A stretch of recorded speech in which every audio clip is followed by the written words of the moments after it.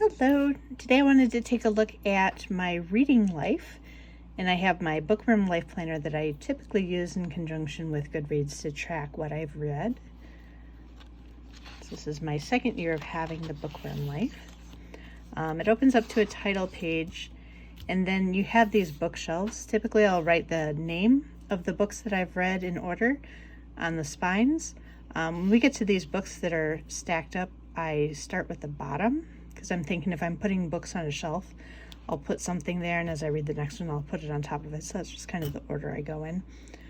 Last year, what I did is I made a key about the genres that I've read. And so I used a colored pencil, and I'd color in the spines with the different genres, so I could take a look at the end of the year and see how many books of which genre that I read, or what's, the most abundant genre that I've read. I just haven't done that yet. And then my friend Monica has done this where she's listed all of the different books that she has on her Kindle, and then she'll highlight it with a gray mild liner after she's read it.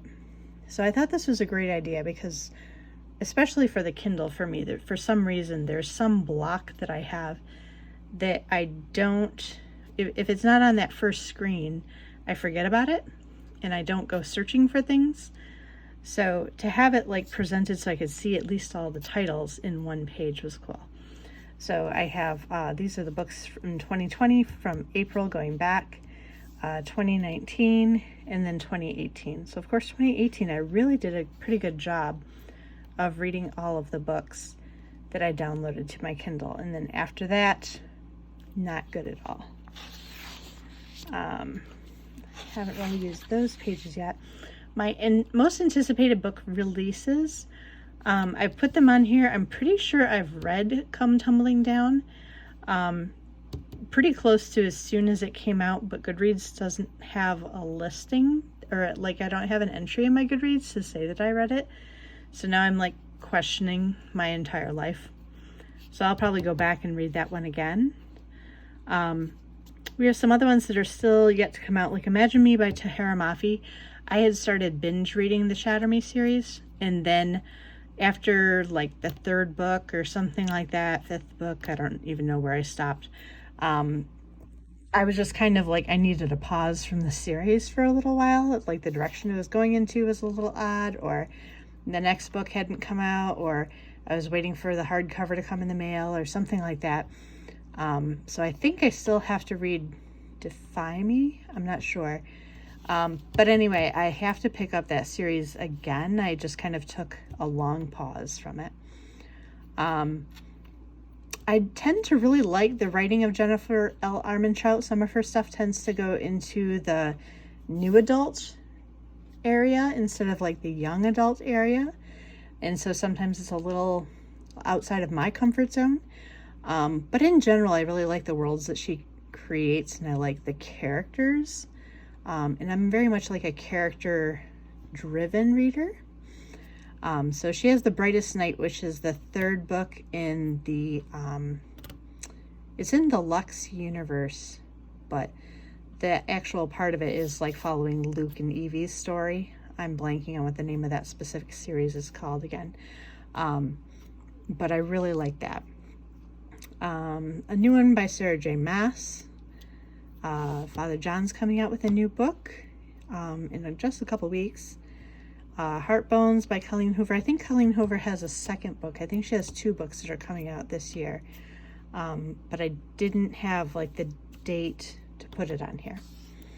So these are my goals that I had set up for myself at the beginning of the year, that I was going to read 500 children's books, which even by like February, I was falling a little behind on that. And then with the pandemic and the libraries closing, there's just absolutely no way that's going to happen this year. So that's just not going to be a thing. About a book a week. So 52 books, either middle grade, YA, new adult, or adult. Anywhere in there is fine for me to count it for myself. So I think I'll stick with that one. Review 50% of the books read. Yeah, that was a lofty goal. Clearly that has not really been happening. Read 2 backlist Kindle books per month. Again, that really hasn't been like something successful for me. Blog monthly stats, nope. And read 100% of Monica's book club books. To a point, I guess to the ones that I have attended, I've read them. But yeah.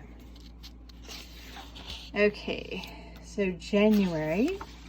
What I like to do on the monthly pages is I'll write down, put a little sticker and write down the title of like when I finished the book, so I can kind of see visually like what the patterns are in my reading. Like, am I finishing books on the weekends? Am I finishing them on weekdays?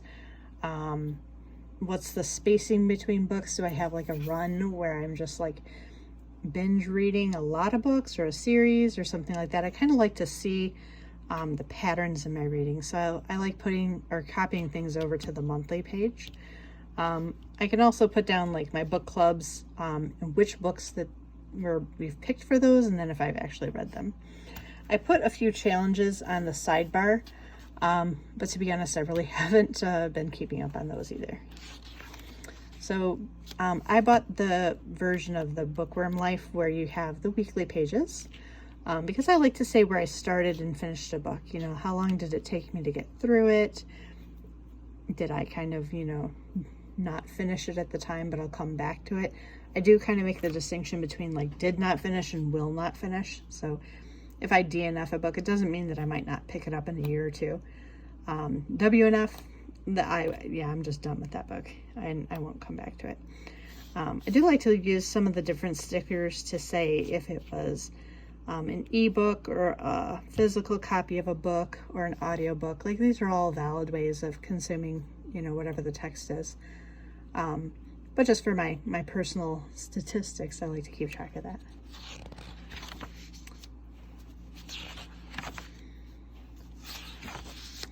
So at the end, we have our monthly wrap-up pages. So I kind of use this page over here to go through some of the statistics that are interesting to me.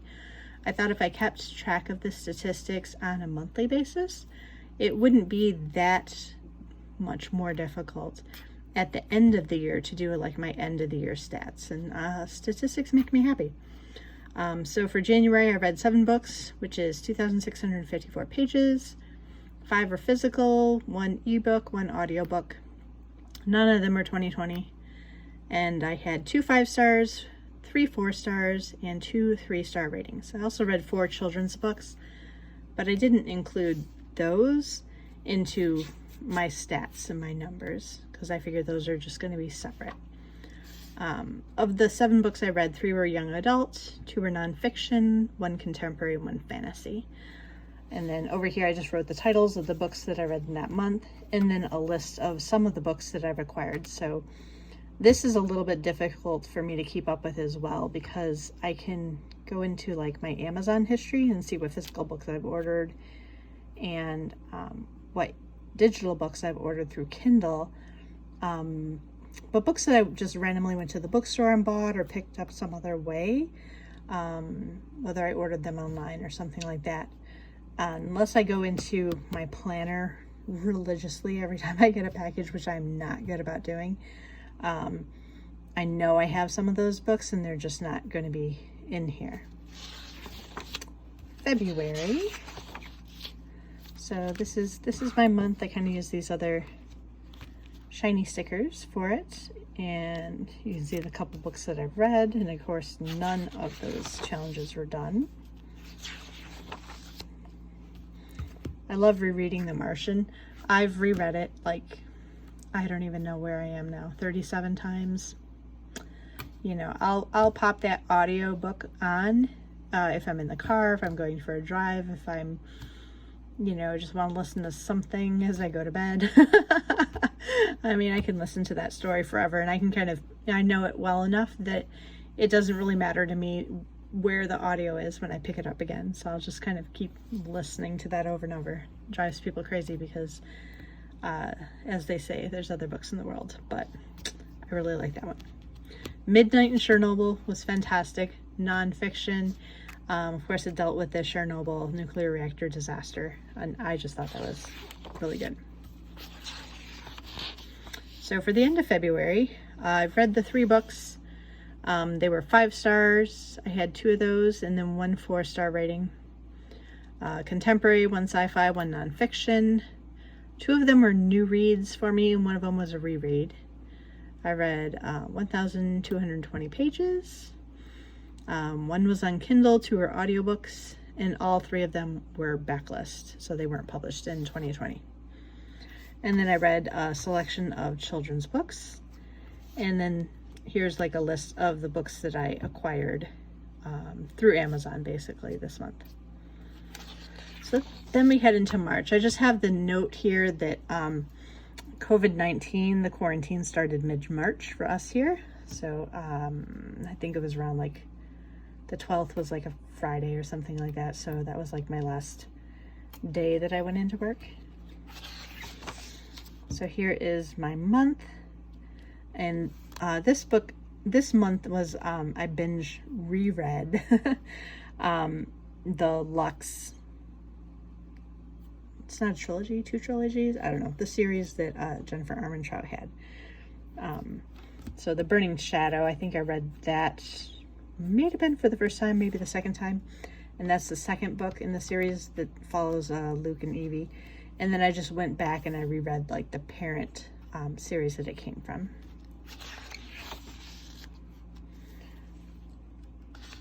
And then Tweet Cute was the one that we did for our book club. So you can see a lot of things here where like I read the book in one day, then I started a new one that night, finished it the next day, started another one that afternoon.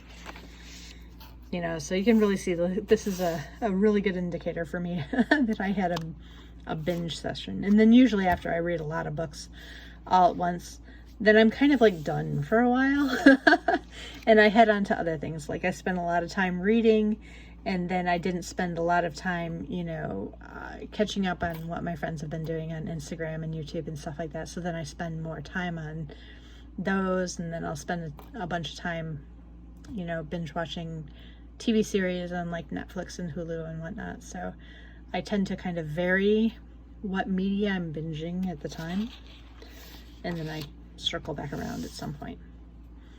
So for March, I read 10 books. So again, that was mostly my binge read. 4 of them were actually new reads to me, and then 6 were my reread of that series. So I read 3,194 pages, 3 were physical books, 1 ebook, and 6 audiobooks. 1 was actually published this year. The other 9 were backlist. 2 of them were 5 stars, 6 4 stars, and 2 3 stars. And then just 1 children's book. So again, halfway through the month, we were in quarantine. Before that, like the week before, I had like surgery on my feet, so I wasn't really mobile a bit, even before. And then these are the books that I acquired. April, okay. So we were in quarantine the entire month here, and this is really cute, by the way. Monica, you have done such a great job with this. So yeah, I was still in recovery from my surgery. I was bedbound for a lot of the time. I think I spent a lot of time watching different series on Netflix and stuff like that. I think I actually, I'm trying to think the first one I did, but I did watch like all of The Big Bang Theory. And I think there was maybe another series before that I watched. So there's a lot of like TV and YouTube and stuff in there. Yeah, nothing happened book-wise in April. I started a book, didn't finish it. Still haven't finished it.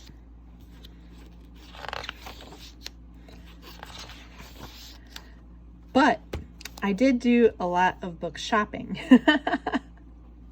So that's I guess the trouble of being you know, bedbound with the laptop at your disposal.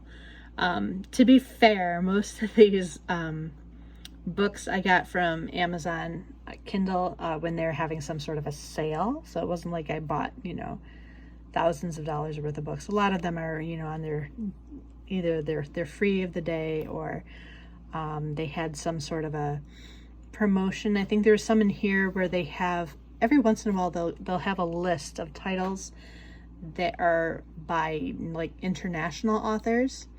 And I try to go through and pick up a few of those just so I can expand what I'm reading out a little bit and be a little bit more, culturally diverse. So some of those are those types of titles. Other ones were just like, deal of the day. It sounded good, so I picked it up. Yeah, didn't read anything at all, and all my stats are 0. May, so another nice quarantine month. This bromance book club was for a book club. I don't know if it was this or not, so I didn't write it in here. It might have been for a different one.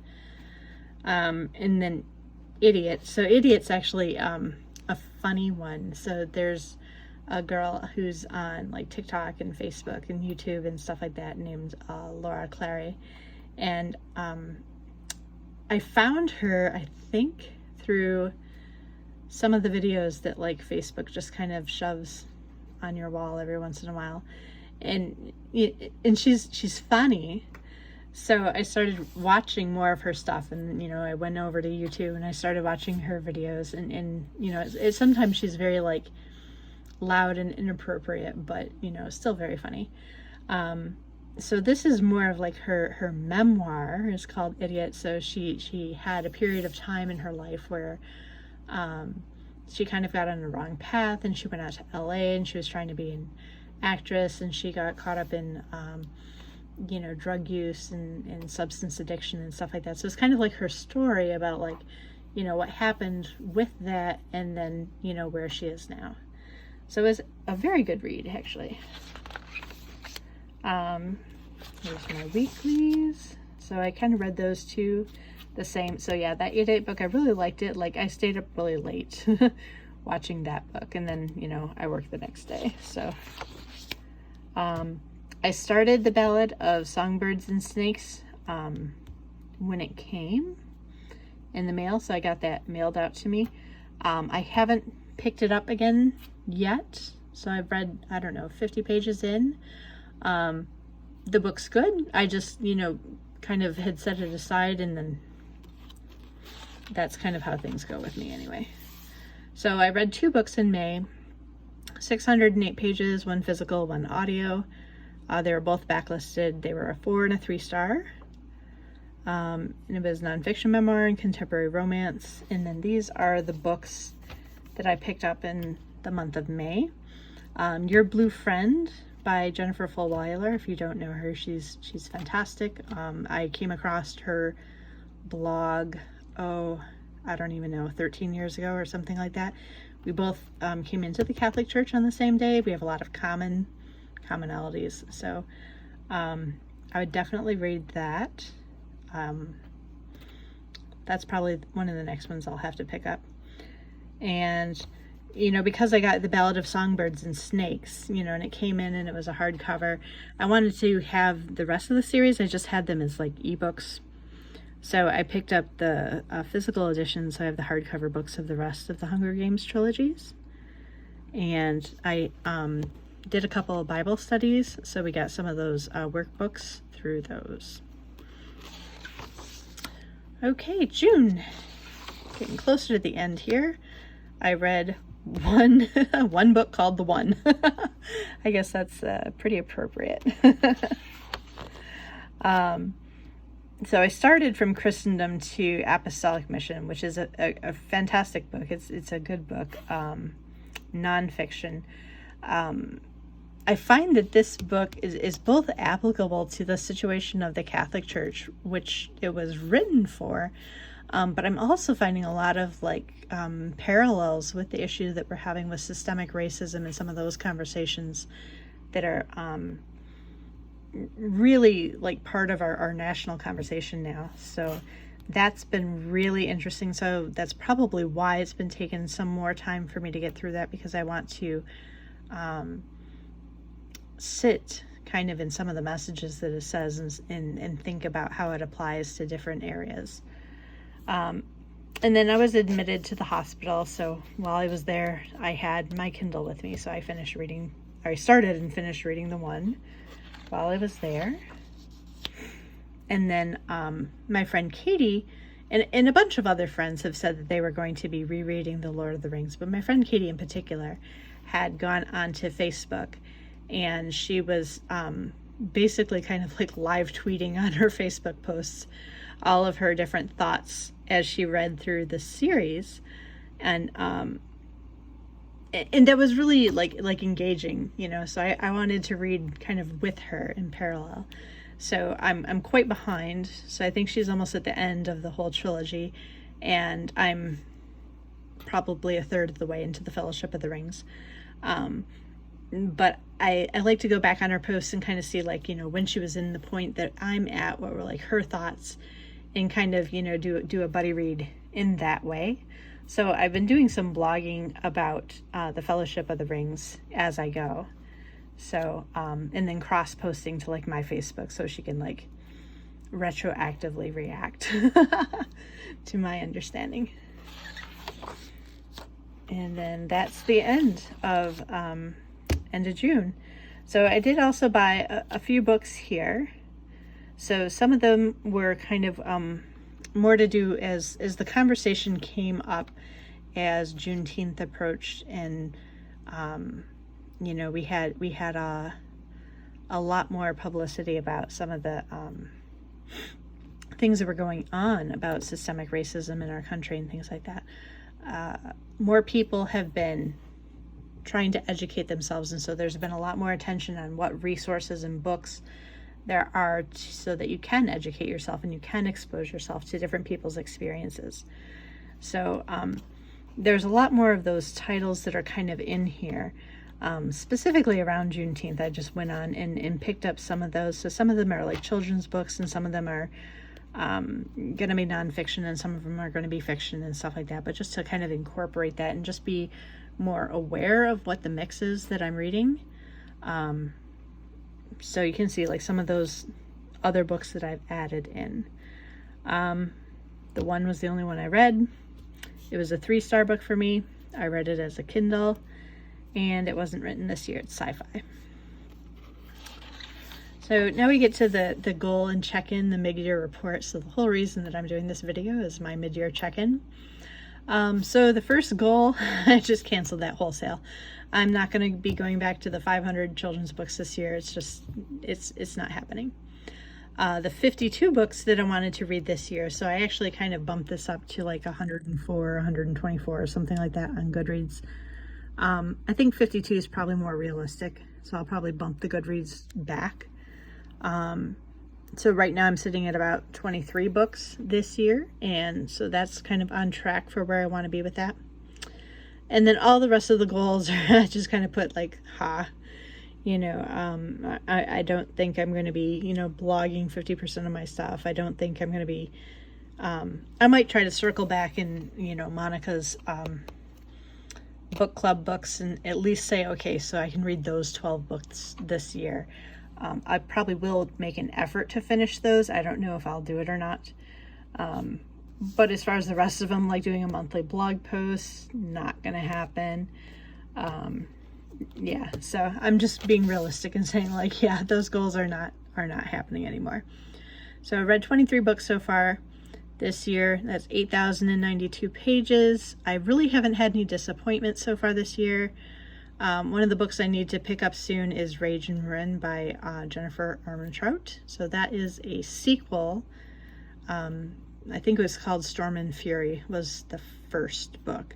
So it's actually sitting like right over there. So it's like 3 feet away from me. So that's one of the next ones I want to read.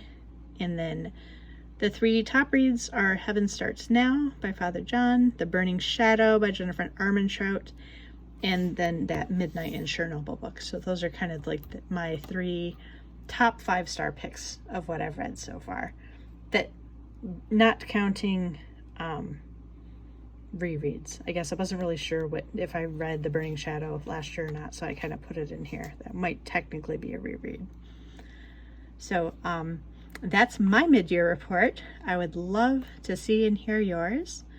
So feel free to comment or give me a link to your video, or send me a message on Facebook or something like that, and I'd love to hear back from you. Thank you. Have a good day.